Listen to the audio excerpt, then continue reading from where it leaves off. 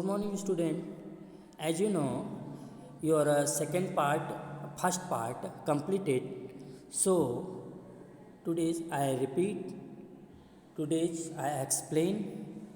Second part, your geography subject, geography, chapter number 8.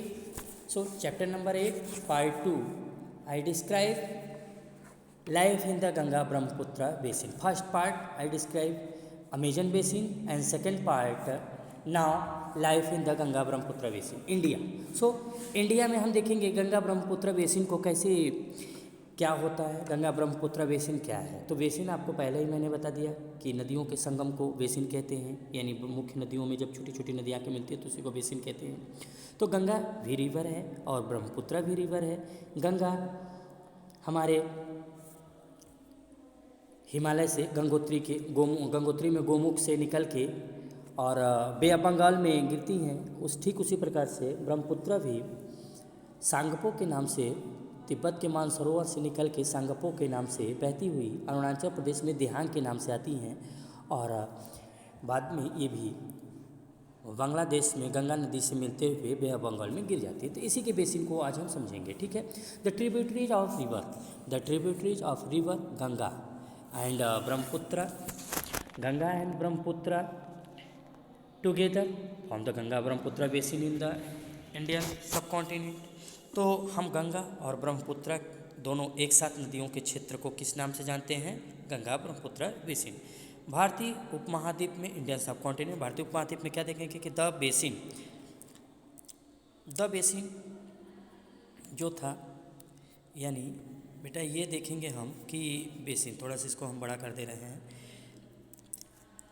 इस area का जो इंडियन सब कॉन्टिनेंट में ये बेसिन है, इसका क्षेत्र किधर है? तो सब ट्रॉपिकल रीजन्स में है, that is situated between 10 degree north और 30 डिग्री नॉर्थ। यानी हम इसको 10 डिग्री नॉर्थ से 30 डिग्री नॉर्थ तक के बीच में पाते हैं गंगा ब्रह्मपुत्र बेसिन को। ओके, लैटिट्यूड में ध्यान देना बेटा। The tributaries of the river Ganga like the Ghaghara. Ganga नदी की कुछ सहायक नदियां हैं जिसमें घाघरा का नाम है, सोन नदी, चंबल, गंडक, कोसी एंड ब्रह्मपुत्र ट्रिब्यूटरीज का क्या है, and the tributaries of Brahmaputra drain it. और कुछ ब्रह्मपुत्र की भी सहायक नदियां इसमें मिल जाती हैं, ठीक है। फिर देखिए लुक एट द एटलस। अपने इस एटलस में आप देखने पर क्या पाते हैं? कुछ और ट्रिब्यूटरीज नदियों के नाम पाते हैं, किसके? ब्रह्मपुत्र के। तो ब्रह्मपुत्र के भी कुछ ट्रिब्यूटरीज आप अपने एटलस में देखिएगा बेटा, उसमें भी कुछ ब्रह्मपुत्र में कौन कौन सी नदियाँ मिलती हैं, ठीक है। तो गंगा ब्रह्मपुत्र हो गया। अब the plains of Ganga and the Brahmaputra, Ganga का और ब्रह्मपुत्र का जो मैदान है वो क्या होता है? The mountains at the foothills of the, वो क्या है? माउंटेन्स का क्या है? तराई एरिया है, ये वाला एरिया देखिए, ये माउंटेन है बेटा। हम इसी एरिया के बारे में पढ़ रहे हैं। तो 10 डिग्री नॉर्थ से लेके 30 डिग्री नॉर्थ तक, देखिए 32 है ना, इसके नीचे 30, ठीक है, 30 तक। तो हम 30 तक पढ़ते हैं, ये पूरा 10 से लेके 30 तक के बीच में इसी को पढ़ेंगे। ये फुट हिल्स है, यानी ऊपर हिमालय है तो इसके तराई में, इसके नीचे में है ना बेटा, ठीक है, इसके नीचे में है ये।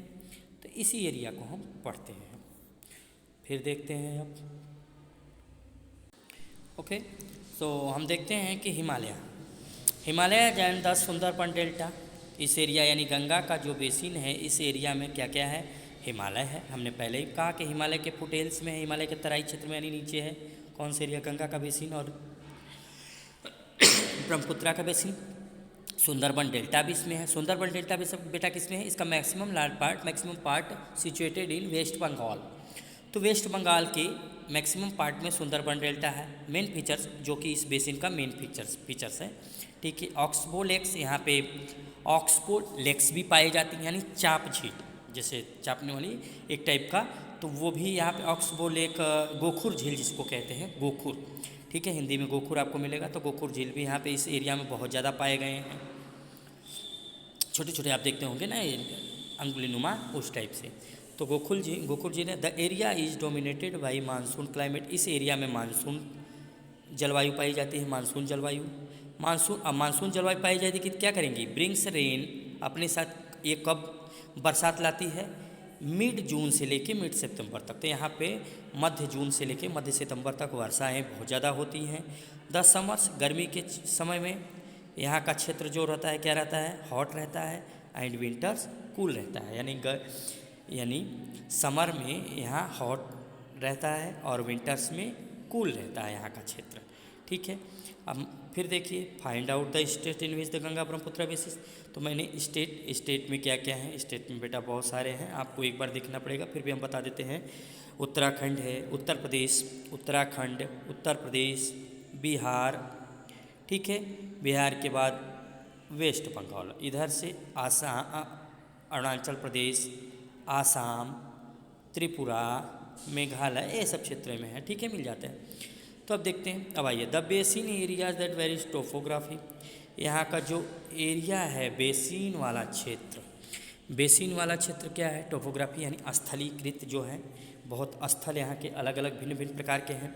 द इन्वायरमेंट, यहाँ का जो इन्वायरमेंट है वो क्या करता है, डोमिनेंट रोल यानी महत्वपूर्ण रोल अदा करता है किसमें, पॉपुलेशन के डिस्ट्रीब्यूशन में। मतलब यहाँ का एरिया जो है, यहाँ का नेचर इन्वायरमेंट महत्वपूर्ण रोल अदा करता है, यानी महत्वपूर्ण विशिष्टताएं देता है किसमें, पॉपुलेशन को रहने के लिए। यानी जहाँ जैसा स्थल होगा वहीं पर ना लोग वैसा रहेंगे, इसलिए टोपोग्राफी का है।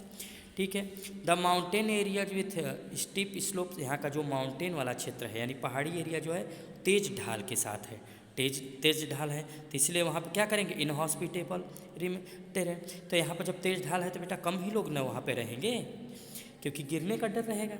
फिर therefore less number of people live in the mountain area of the Ganga, इसलिए इस क्षेत्र में बहुत कम लोग रहते हैं। लेकिन गंगा एरिया की बात करें, ये तो माउंटेन एरिया हो गया, अब गंगा के एरिया में आइए।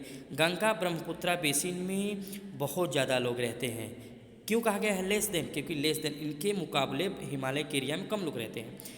द प्लेन एरिया प्रोवाइड, जो प्लेन अच्छा, गंगा और ब्रह्मपुत्रा एरिया में कौन सा प्लेन, कैसी प्लेन पाया जाता है, मतलब वहाँ की लैंड कैसी होती है, प्लेन। ठीक है, प्लेन पाई जाती है। अब प्लेन होगा तो क्या होगा, the plains provide the most suitable land for habitation यानी रहने के लिए मोस्ट सूटेबल एरिया होगा। क्यों, क्योंकि हमें गंगा ब्रह्मपुत्रा बेसिन में लैंड मिलेंगे, अच्छे वाटर मिलेंगे। ठीक है, द सॉयल फर्टाइल, यहाँ की मिट्टी उपजाऊ होती है। एग्रीकल्चर यहाँ का मेन ऑक्यूपेशन है गंगा ब्रह्मपुत्रा एरिया का।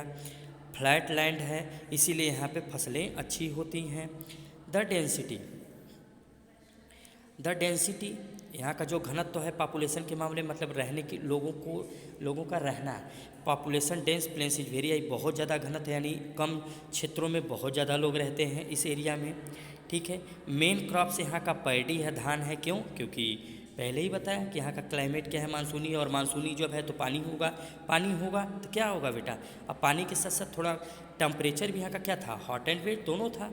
फिर तो जब वाटर होगा तो यहाँ पे क्या होगा, वाटर किसके लिए सफिशेंट होता है, पैडी के लिए, यानी water most important factors of paddy. So amount of rainfall is high, यहाँ पे रेनफॉल हाई होता है, इसलिए पैडी यहाँ का मेन क्रॉप्स है। कुछ और फसलें हैं जैसे व्हीट है, गेहूँ, मेज है।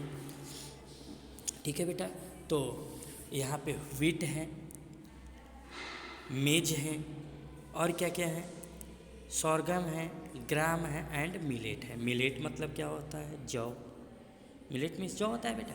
तो देखिए, मिलेट मीन्स जौ होता है, ग्राम मीन्स चना, सोरगम मतलब ज्वार, मेज यानी मक्का, और व्हीट यानी गेहूँ। ठीक है, तो ये प्रमुख फसलें यहाँ पे होती हैं। कुछ कैश क्रॉप्स भी यानी नकदी फसलें जिसको बेचा जाता है तुरंत। शुगर केन एंड जूट यहाँ का प्रमुख फसल है क्रॉप्स में। बनाना भी यहाँ पे केले की भी खेती होती है जो बहुत सारे क्षेत्रों में मिलता है। वेस्ट बंगाल और असम टी के लिए भी फेमस हैं। West Bengal and Assam tea के लिए यानी चाय की खेती के लिए वेस्ट बंगाल और असम मोस्ट इम्पोर्टेंट हैं। सिल्क यहाँ का मोस्ट कल्टीवेशन सिल्क भी होता है। क्यों? क्योंकि यहाँ पे सिल्क वार्म्स की बहुत बड़े पैमाने पर बिहार एंड असम में होता है। ठीक है, तो इसीलिए यहाँ पे सिल्क की यानी रेशम की खेती अच्छे से होती है। ठीक है, इन द माउंटेन्स पहाड़ी एरिया और हिल्स एरिया में देखिए क्या होता है, स्लोप्स आर जेंटल, स्लोप्स थोड़े कम हैं, तो crops are grow to terraces. तो जब ऐसे देखिए पहाड़ी एरिया में ऐसे होते हैं ना, ऐसे क्षेत्र, तो इसीलिए इनको ऐसे बनाया जाता है, मेड़ बनाया जाता है रोकने के लिए। तो आप देखते होंगे ऐसे मेड़ बना के, तो मेड़ बना के इनको रोका जाता है, ठीक है बेटा, ताकि पानी अच्छे से बहाव इसका कम हो और ये खेती बाड़ी यहाँ पे अच्छे से हो पाए। फिर देखिए तो पहाड़ी एरिया में इसी तरीके से खेती होती है। द वेजिटेशन कवर, यहाँ का जो वनस्पति है काफ़ी एरिया में कवर किया है लैंडफॉर्म्स में। गंगा एंड ब्रह्मपुत्रा प्लेन्स जो है tropical deciduous, Ganga and Brahmaputra area जो है वो ट्रॉपिकल डेसिडियस वृक्ष पेड़ यहाँ पे पाए जाते हैं। मतलब गंगा और ब्रह्मपुत्रा में के क्षेत्रों में प्लेन में ट्रॉपिकल डेसिडियस यानी उष्ण पर्णपाती वन, और डेसिडियस मतलब पर्णपाती, पर्णपाती मतलब क्या होता है, जो पत्ते झड़ते हैं जैसे गर्मी के दिनों में। तो ऐसे पेड़ यहाँ पे पाए जाते हैं जिसमें टीक है, साल है। तो टीक साल किस प्रकार के पेड़ हैं बेटा, टीक साल एंड पीपल, ये ट्रॉपिकल डिसीडियस है, गर्मी के दिनों में इनके पत्ते झड़ जाते हैं, ठीक है।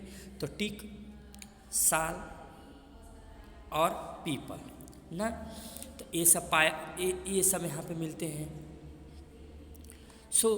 अब और देखते हैं बेटा इसमें क्या क्या है। टीक मतलब तो इसमें कुछ देवदार भी तो इसमें पाए जाते हैं ना, ठीक है। तो अब आइए कुछ एक्स्ट्रा इधर से देखते हैं कि द बैम्बू, यानी बैम्बू क्या होता है, बैम्बू बांस groves are common in the Brahmaputra plain. Brahmaputra के क्षेत्र में, ब्रह्मपुत्र बेसिन के क्षेत्र में बांस की खेती बहुत अत्यधिक तरीके से होती है, मतलब कॉमन है। अब देखिए द डेल्टा एरिया किसको कहते हैं, यानी पानी और नदी का क्षेत्र, ठीक है। तो delta area is covered with the, जो यहाँ का डेल्टा एरिया है, इस डेल्टा एरिया में धान की खेती बेटा बहुत अच्छे तरीके से होती है। डेल्टा एरिया में देखिए यहाँ पे, अब डेल्टा एरिया में क्या होता है, मैंग्रोव फॉरेस्ट, यानी डेल्टा एरिया में बेटा मैंग्रोव जंगल बहुत ज़्यादा पाए जाते हैं। मैंग्रोव जंगल स्टेट देखेंगे तो वेस्ट बंगाल में मैंग्रोव फॉरेस्ट बहुत ज़्यादा पाए जाते हैं। मैंग्रोव मतलब कुछ नमकीन टाइप का पानी जहाँ पाया जाता है वहाँ पे, ठीक है। तो वहाँ पे मैंग्रोव जंगल है। 8 पार्ट्स ऑफ उत्तराखंड, इसमें कौन कौन से पार्ट हैं मैंग्रोव फॉरेस्ट में, उत्तराखंड, सिक्किम, अरुणाचल प्रदेश, ठीक है, ये सब। अब इस क्षेत्र में कुछ पेड़ पौधे देख लीजिए, कॉनिफेरियस ट्रीज यानी शंकुदार वृक्ष पाए जाते हैं।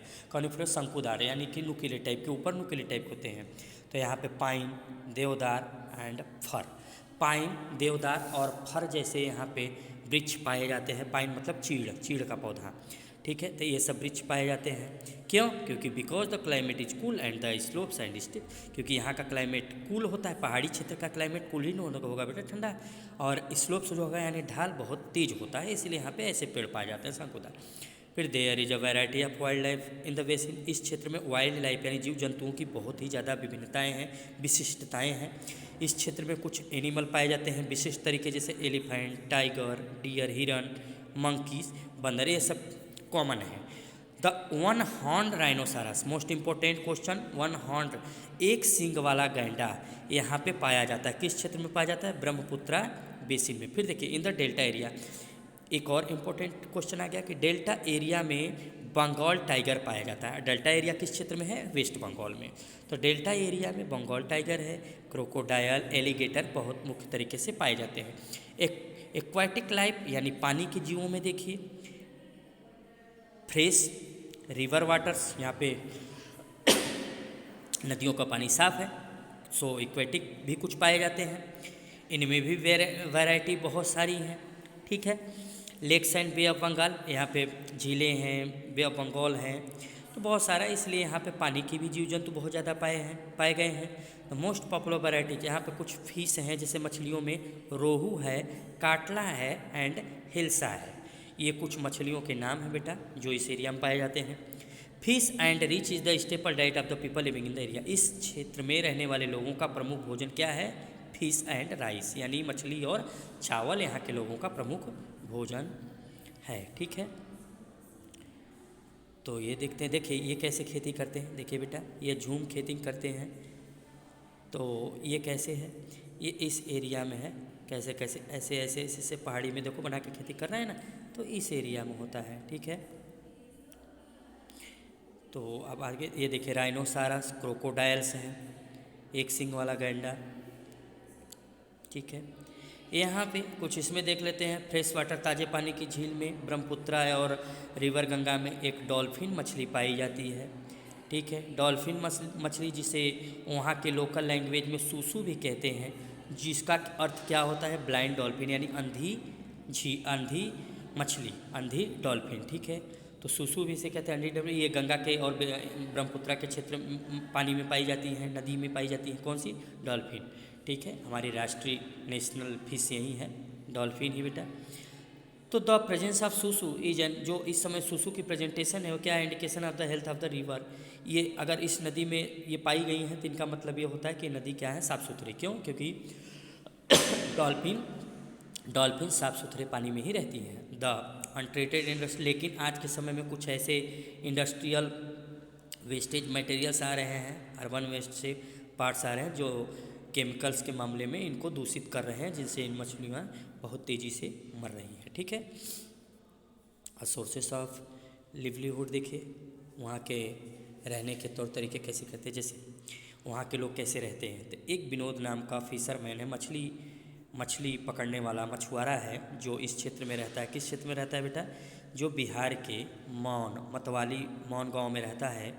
वह बहुत खुश, आज के समय बहुत खुश है। क्यों? क्योंकि with the efforts of the fellow, क्योंकि वो मछली पकड़ता है रविंदर के साथ। उसका रविंदर, किशोर, राजीव एंड अंदर बहुत सारे दोस्त उसके हैं, यानी मछुआरे हैं। मछुआरे उनको कहते हैं जो मछली पकड़ते हैं। ही क्लीन द मॉन और the oxbow lakes to cultivate different varieties of fish. वह क्या करते हैं? वो झीलों को साफ़ करते हैं, गोखुर झीलों को, और साफ ऑफ करके क्लीन करके उसमें खेती करते हैं और बहुत सारे मछली पालन भी करते हैं। द लोकल वीट, वहाँ के जो लोकल हैं कुछ, जैसे vallisneria hydrilla that grows in the lakes. इस क्षेत्र में लेक्स में वो क्या करते हैं? इसकी फसलों की खेती करते हैं, विलिनेरिया या हाइड्रिला, जिसको कौन खाता है? मछली। और मछली खाएंगे तो मछली बढ़ेंगी, तो मछली का व्यापार होगा। मछली का व्यापार होगा तो जाहिर सी बात है ये लोग हैप्पी होंगे, ठीक है बेटा। फिर देखते हैं आगे फिश। तो the land around the lake is fertile. इनकी ज़मीनें चारों तरफ, जो लेक्स की चारों तरफ की ज़मीनें बहुत फर्टाइल होती हैं, बहुत उपजाऊ। ही साउस क्रॉप्स सच एज, कुछ इन्होंने खेती भी करते हैं, पैडी की, मेज की, पल्सेस यानी दाल, इन सब की खेती ये लोग करते हैं इस क्षेत्रों में। बफेलो को यूज करते हैं ये लोग खेत जोतने के, मतलब खेत जोतने के लोग भैंस का यूज करते हैं, बफेलो का, ठीक है बेटा, बैल नहीं। द कम्युनिटी इज़ सेटिस्फाइड, यहाँ का समुदाय जो है, यहाँ के लोग जो हैं बहुत ही संतुष्टजनक है, यानी संतोषी हो गए हैं, मतलब उनको सब कुछ अच्छे से जीवन व्यतीत कर रहे हैं। There is enough fish catch, क्यों? क्योंकि ये पर्याप्त मात्रा में मछली को पकड़ते हैं इस क्षेत्र से, ठीक है। एनफ फिश टू ईट, और वो पर्याप्त तरीके से खाएंगे तो उनको भोजन मिलेगा। एंड एनफ फिश, और वो क्या करेंगे? फिश को बेचेंगे भी मार्केट में, ठीक है बेटा। तो आपने ये देख लिया। फिर इसके बाद देखते हैं, ये आपका लास्ट पेज है, इस लास्ट पेज पे देखते हैं कि टू सेल, तो वो मार्केट में बेचते हैं मछली जो उनको मैक्सिमम मिलती है, और उससे क्या होता है? एक्स्ट्रा सप्लाई होती है, जिससे वो क्या होगा? उनका जीवन समृद्ध और खुशहाल होगा, ठीक है बेटा। तो यही चीज़ें इसमें बताई गई हैं। फिर आगे देखते हैं the Ganga Brahmaputra plains. Ganga Brahmaputra plains में सेवरल बिग टाउन्स, बड़े बड़े शहर, बड़े बड़े नगर हैं, यानी गंगा है और ब्रह्मपुत्रा नदियों के किनारे बहुत बड़े बड़े शहर बसे हुए हैं। कुछ बड़े बड़े शहरों के नाम मैं आपको बता रहा हूँ, जैसे गंगा में इलाहाबाद, कानपुर, वाराणसी, लखनऊ, पटना, कोलकाता हुगली पे है, जो कि गंगा नदी का संगम है, ठीक, ट्रिब्यूटरीज है बेटा। तो ये सब बड़े बड़े शहर इन्हीं नदियों पे बसे हुए हैं, और जब ये सब बड़े बड़े शहर रहेंगे तो पॉपुलेशन भी मैक्सिमम रहेगी। इन शहरों की मैक्सिमम जनसंख्या क्या है? मतलब अधिकतर शहरों की जनसंख्या 10 लाख, कम से कम 10 लाख, यानी 10 लाख के ऊपर की जनसंख्या इन शहरों में पाई जाती है। फिर रिवर गंगा देखिए, रिवर गंगा के क्षेत्रों में अब देखिए the waste water from this towns, यहाँ का जो वेस्ट वाटर है यानी खराब पानी इन शहरों में से होके क्या करते हैं? इंडस्ट्रीज के जरिए यानी उद्योग के जरिए डिस्चार्ज इनटू द रिवर, नदियों में गिरता है। इन शहरों का गंदा पानी क्या करता है? रिवर में, नदियों में गिरता है, जिससे क्या करते हैं? बहुत ही ज़्यादा इन नदियों में पॉपुलेशन बढ़ रहा है, ठीक है बेटा। ऑल द 4 वेज ट्रांसपोर्ट, अब यहाँ का ट्रांसपोर्ट देखें, ट्रांसपोर्ट वेल डेवलप, बहुत डेवलप, अच्छे स्थिति में है ट्रांसपोर्ट, यानी यातायात पानी में भी। गंगा ब्रह्मपुत्र बेसिन में इन द प्लेन्स, इस क्षेत्रों में, गंगा ब्रह्मपुत्र के क्षेत्रों में रोडवेज, रोड के रास्ता, रेल के रास्ते, ट्रांसपोर्ट बहुत ही बेस्ट तरीके से हैं, एक दूसरे से अटैच है। वाटर वेज भी is an effective means of transport, बहुत ही प्रभावी यहाँ पे जली यानी जल यात्रा भी बहुत अच्छा सुगम है, जल पानी की जहाज़ें भी इसमें बहुत चलती हैं, ठीक है। तो important port on the river. फिर देखिए Kolkata is an important port on the river Hooghly. Kolkata Hooghly नदी के रिवर बैंक पे सिचुएटेड है बेटा, ये हम सब जानते हैं। ये एक इम्पोर्टेंट पोर्ट है, यानी महत्वपूर्ण पत्तन है कोलकाता हुगली नदी का, ठीक है।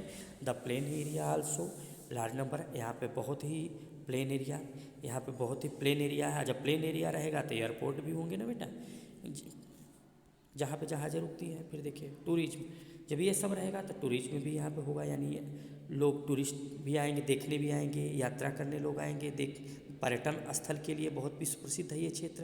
ताजमहल इसी आगरा में यमुना नदी के किनारे आगरा में ताजमहल बनवाया गया है, जिसको देखने डेली लोग जाते हैं।